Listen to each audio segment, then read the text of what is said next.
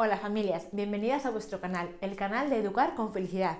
Hoy os traemos una entrevista con la psicóloga Ana Izpún, psicóloga clínica y psicoterapeuta familiar y de pareja. ¿Qué es el hambre emocional? ¿Qué relación tiene el hambre, algo tan básico, con las emociones? ¿Cómo nos castigamos con la comida o nos premiamos? Todas estas respuestas van a quedar recogidas en el siguiente vídeo, así que os dejamos con él.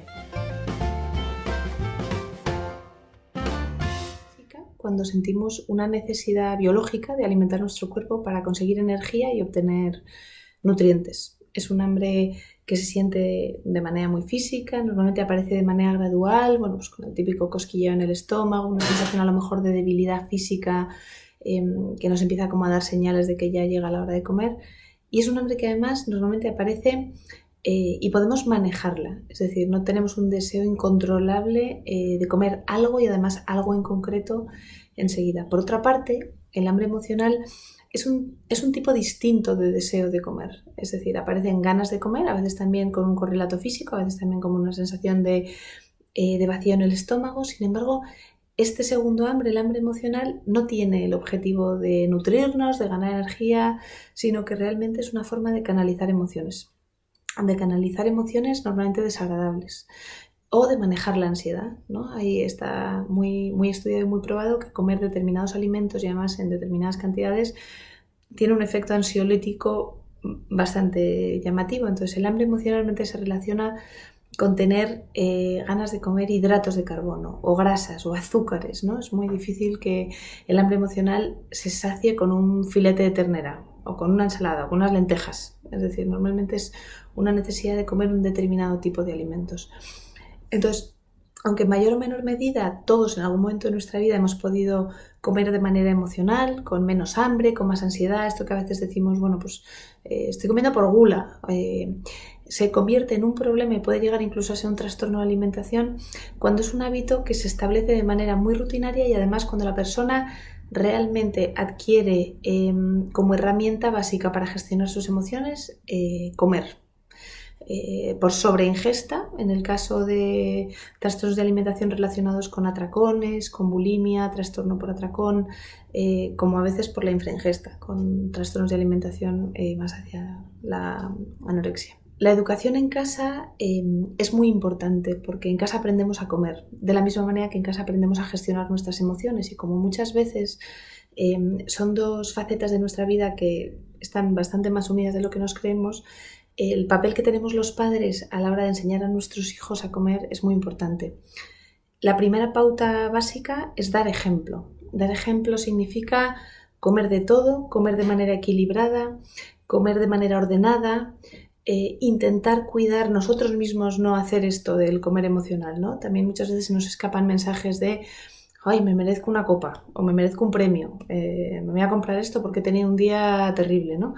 Entonces, dar ejemplo a la hora de comer no significa comer, entre comillas, perfectamente o nunca comer, fritos o chuches. No significa eso. De hecho, puede ser hasta muy buen ejemplo comer todo tipo de alimentos, desde los considerados más sanos a menos sanos, solo que de manera proporcionada, cuidada, ordenada.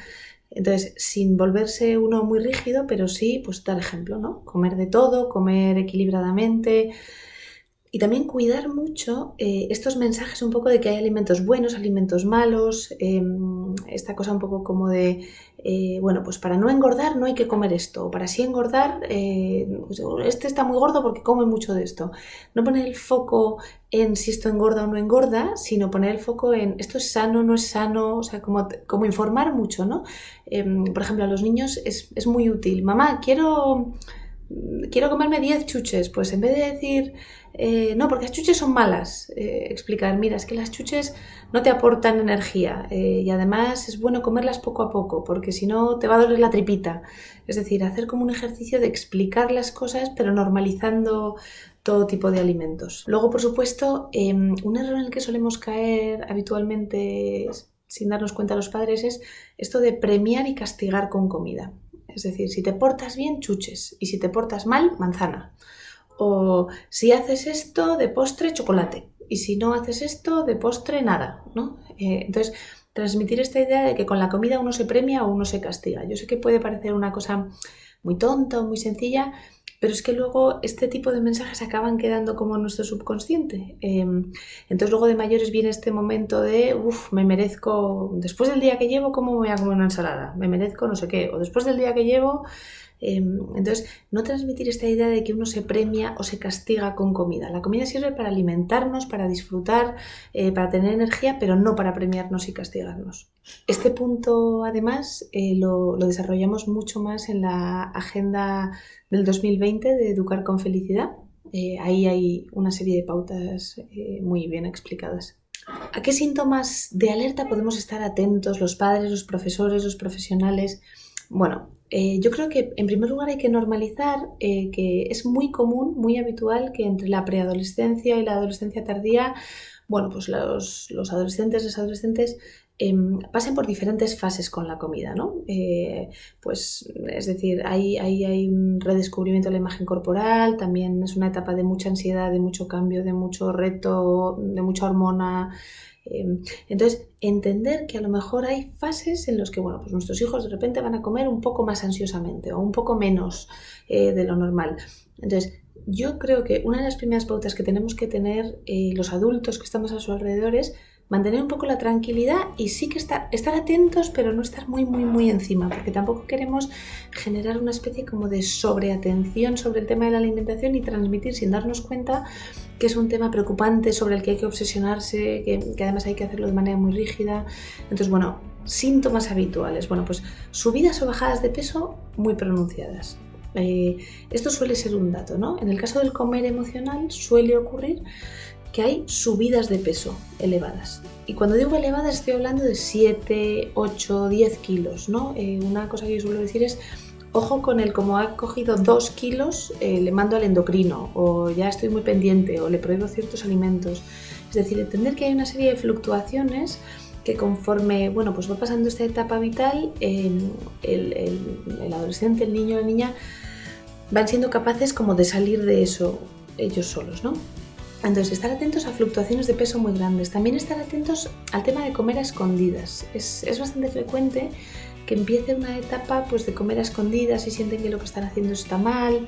Entonces, bueno, estar atentos a, pues si nosotros vemos que delante nuestro no come apenas, pero luego está subiendo de peso o se está manteniendo en un peso muy alto, bueno, pues estar atentos a ver si puede estar ocurriendo algo así más o menos extraño, ¿no? También si notamos que hay un excesivo foco en el tema de la comida, se habla mucho de lo que he comido, lo que no he comido, lo que puedo comer, lo que no puedo comer, bueno, pues en la medida de lo posible mandar mensajes de tranquilidad, de normalizar, de no poner especial foco en has comido mucho o has comido poco o te estoy viendo o no te estoy viendo, es decir, hablar de lo importante que es, pero una vida equilibrada en general, hacer ejercicio, moverse, comer de todo, pero sin poner como mucho foco en algo malo o grave está ocurriendo.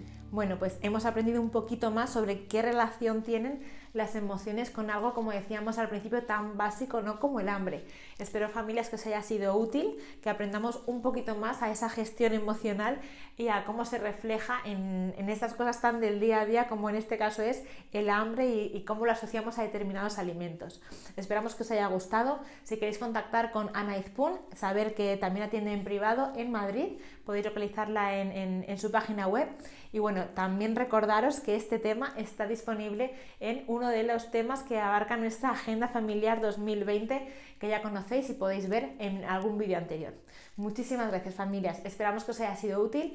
No os olvidéis de suscribiros a nuestro canal y marcar si os ha gustado, que esperamos que sí. Un abrazo y hasta el siguiente vídeo. Gracias por comprendernos y cuidarnos cada día mejor. Suscríbete a nuestro canal y síguenos en redes sociales. ¡Gracias!